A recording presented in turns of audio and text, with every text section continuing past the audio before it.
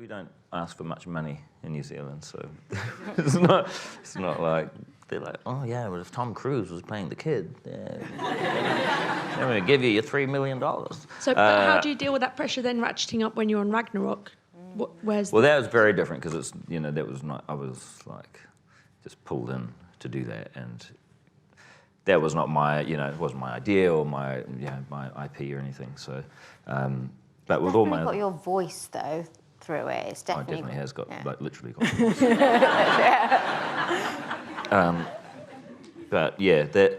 How did you implement? I was very lucky with that because I was obviously nervous about working with a studio. In general, but I did 2 pitches with them, and the pitches were really like one of them was just to kind of like give a tonal idea of what I wanted to do, and then I made this little reel of just basically ripping clips from lots and lots of movies that looked exciting, and then put Immigrant Song over the top of it, and. That seemed to work, and then even in the picture, they're like, "Oh, this is a cool song. Who's this?" I'm like, "Oh, what?" And then they basically brought the song, and knowing that they wanted to use it somehow in the film. But pitching, I think, is really just it's less about your idea and more about sussing each other out and figuring out if you can bear to work with each other for 2 years. And I found them really lovely people, and so I ended up kind of just subtly pushing my voice and tone and stuff into the film from the beginning. But they wouldn't have hired me unless they had seen those other films and had known that somehow that tone was going to end up in there. Make sure we have time for lunch. Gotta have lunch. Yeah.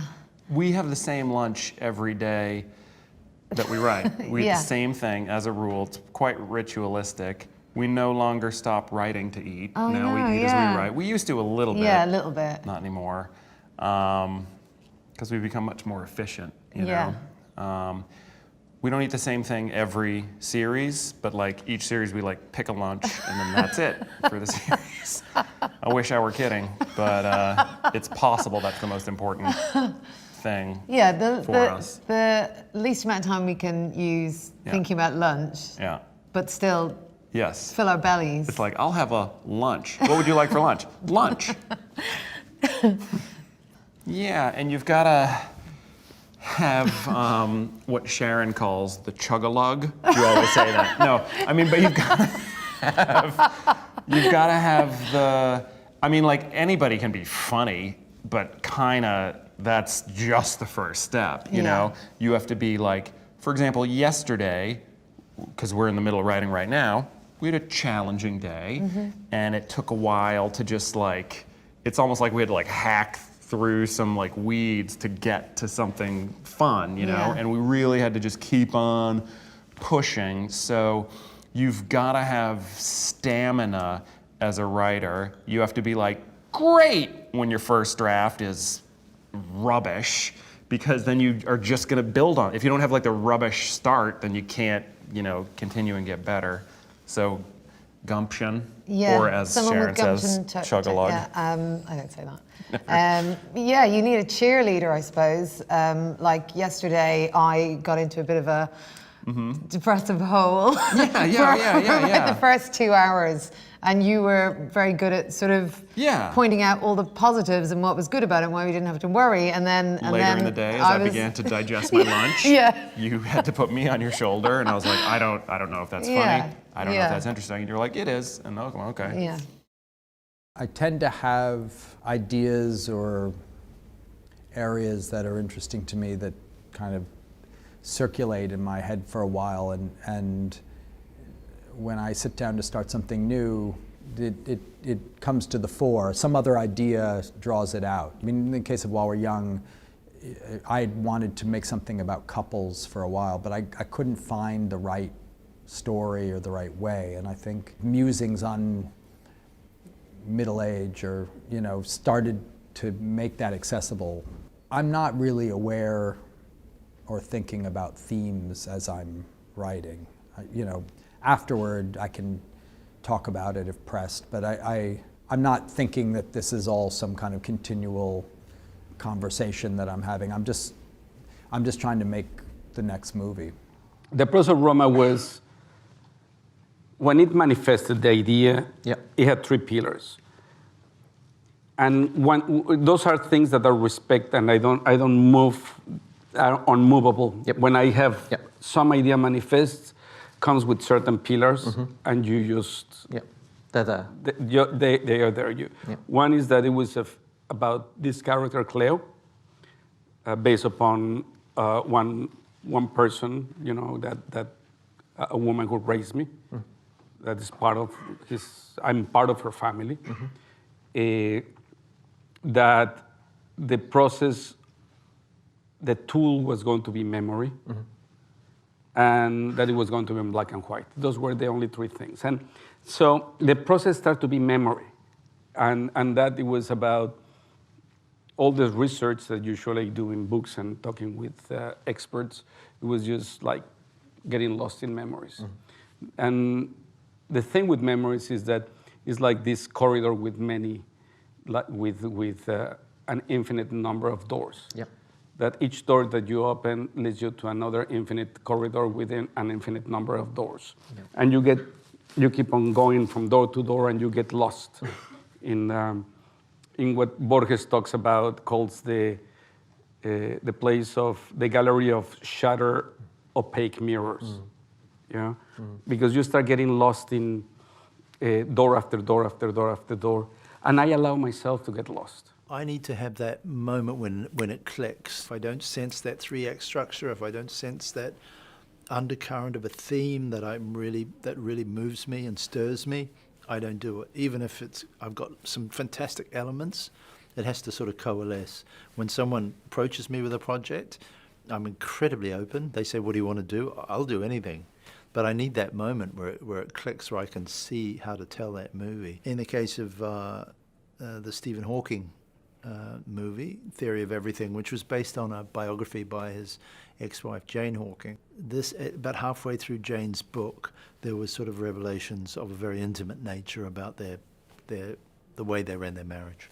And that was the eureka moment. I knew then we had enough ingredients to make a really interesting movie on an intellectual level and also on an emotional level. I was subsequently asked to do a movie on Albert Einstein, and a book by Isaacson arrived, a huge monster of a book. And I thought, well, this will be excuse the pun, a no-brainer. And started reading this great life, and I couldn't see the movie in it, which taught me an interesting thing, that a great life doesn't necessarily make a great movie. And you would think that they would have to, right? But I couldn't see that. I couldn't see the shape of a movie in there. Our writing process is pretty kind of easygoing initially, isn't it? It's just like sitting around and talking about ideas and what we did in the previous series. And we've had a writer's assistant the last 2 series, so we kind of usually get them to sort of check stuff that's gone before another series, so we know we're not repeating ourselves. And you know, so we do all that. We talk about what the show is kind of about in a thematic way before we get into the nitty-gritty of storylines or narrative, and that's the kind of fun bit, isn't it? And then it gets a bit more structured, and then we just sit and splurge it out. Yeah, I mean, the outlining, I think, is super critical. Our outlines now are quite detailed. I think, did we have 11-page outlines for some scripts? And you can't overdo an outline. It doesn't mean that the final episode is gonna perfectly reflect that outline. It probably won't, but you really need to start, or we really need to start from with a map. Yeah. Very important, but the story has gotta make sense, and you really have to care. I'll sort of ruthlessly draw from everything. I'll be out with friends and somebody will say something and it will suddenly click, oh, that's good for what I'm working on, or my friends now know this and have to make kind of peace with it. You know, when I was working on Squid and the Whale, it was a story actually a friend of mine had told me about how he had pretended to have written a song. In his case, it was a Who song. In the movie, it was a Pink Floyd song. And that I didn't do that, but it felt so much like something that could have come from my childhood or could have come from the story I was writing. So I asked him if I could use it because, you know, and in a way, by the time I'd finished writing the movie, it might as well have been mine. It didn't matter anymore. How does your work as a scriptwriter affect you when you're working on something like Thor or The Mandalorian, where, you know, you're coming in as a director for hire, but obviously, you know, you write and you write well. So how does that affect? It was challenging for me. On Thor, it was challenging because, again, like I wanted to control all of those elements, and having a script come in that, you know, was not really in my style. It was a good script, but it wasn't my style. So I found that hard. But I always get to do passes on script, so that was built into my contract. On Thor, was I could get to do like a story pass and dialogue pass and stuff, and change a lot of things. And so, for instance, like Korg was that character. I basically they said, oh, they've got this rock character, now we'll maybe put him in for one scene. I was like, yeah, sounds good. Maybe I can play that character. Like, yeah, sure. And then like I did my pass on the script. They're like, Okay. this character is in this movie quite a lot. And, so yeah, but then something like Mandalorian, which I'm really just directing on that, and that's actually quite nice for me just to, because if it's a good script, then I feel like I can concentrate more on the directing instead of freaking out every day and like changing, like writing on set and going, oh, okay, say this, and I just can just concentrate on what it looks like. When you've got those words before a movie based on a true story, you've essentially established a contract with the audience that what they're going to see is pretty much true. Now, then you have to start defining the word true, something that happened to a character when they're 50 and you're only dealing with a month in their life. You might want to bring it in and introduce it. Why? Because it's central to that character. Did it happen on that day as you've depicted it? No. Is it true? Yeah, it is. It's true on another level. So in the case of Bohemian Rhapsody, the struggle with that was to find an antagonist. Here's a young guy, Indian Parsi, born, raised in Zanzibar, ends up in Feltham, a big dreamer, big buck teeth, not an especially great voice. The battle had to be with himself, and that was the realization that the antagonist, the force of opposition, the obstacle in Freddie's life was himself. And that unlocked that whole movie. I've never written a screenplay for more than 3 weeks. Mm-hmm. I believe that screenplay you write in 3 weeks or 30 years. There is no time in between. Everybody take note. You know, yes. Is the, and I'm talking about the first draft, Sure. obviously. Sure. But in Roma, there was only one draft because I decided that what I was going to do is sit and start writing without any consideration to length, any consideration to character structure, any kind of structure, plot points, or anything. Just sit and write, almost like a automatic writing. Form, yeah. And trusting, being irresponsibly enough or very arrogant to think that I have developed a narrative muscle throughout the years that would take care of everything. And I would just write. I wrote for 3 weeks. I finished the screenplay, and I never read it again. And nobody ever read that screenplay, not the actors, not the crew. Nobody read the screenplay. The only person who had the only one was my partner, David Lindy from Participant Films. He said, well, I need a screenplay just because of insurance. Otherwise, I cannot pay the money. I said, he says, yes, but it's for your eyes only. Mm-hmm. I said, yes, for my eyes only, just give me a draft. And gave him the draft. It was in Spanish. He doesn't speak Spanish. So it was, and I opened this, I would open the pages, but I would never read the screenplay from A to Z to check structure, stuff like that. You know, and because I didn't want anything to taint the process. didn't show it to my old collaborators like Alejandro González Iñárritu, Guillermo del Toro, Pavel Pawlikowski, or Carlos, my brother. I didn't want, because I knew that they would give me amazing suggestions that will make me kind of sidetrack. Sometimes I'll see a great movie and I'll think like, God, they were able to do something, tell a kind of really human story, but in a genre form, and I'm thinking like, why do you keep trying to tell a human story in a just straightforwardly semi-realistic way?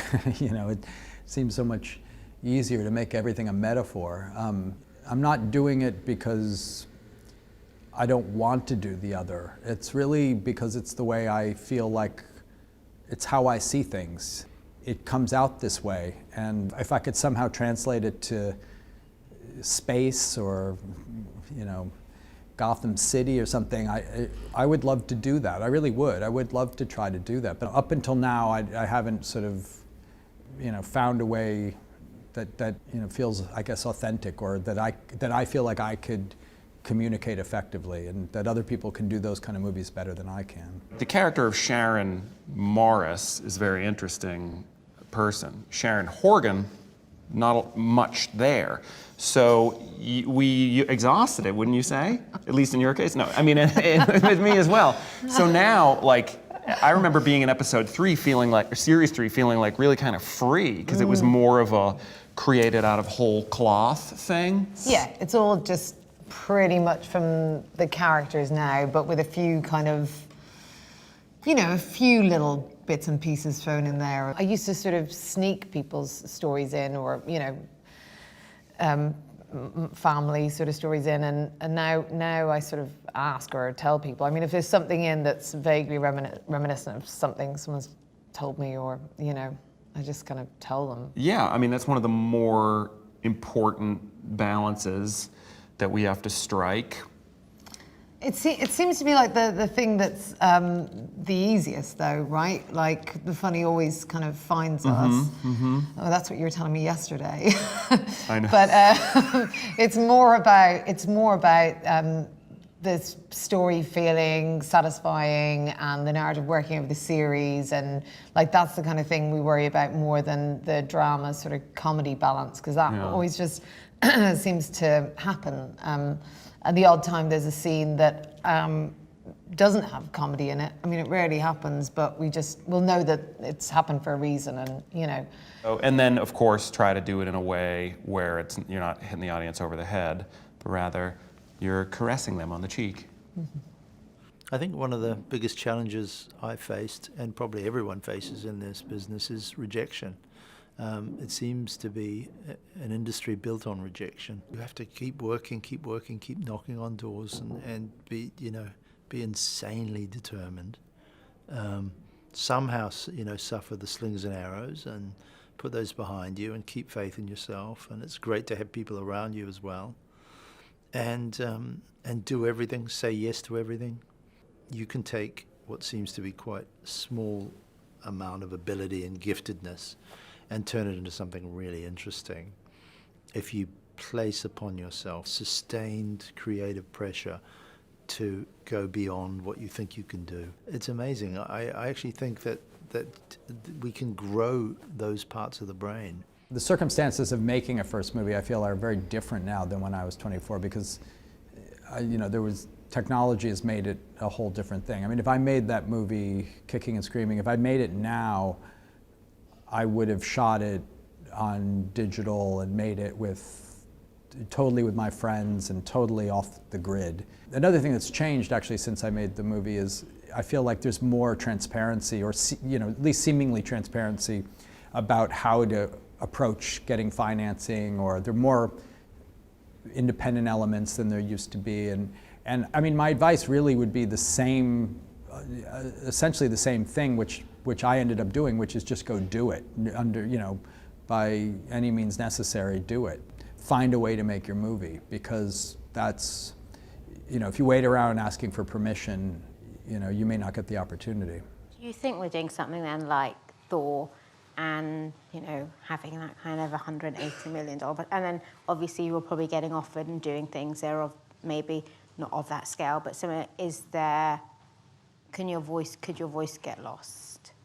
Oh, it can definitely get lost, but that's also I knew going into Thor that my strength was not action movies or superhero movies. My strength was tone and character and dialogue and moments, and so I just concentrated on that stuff, on my strengths, knowing that this was the 17th movie in a run that had 17 consecutive box office hits.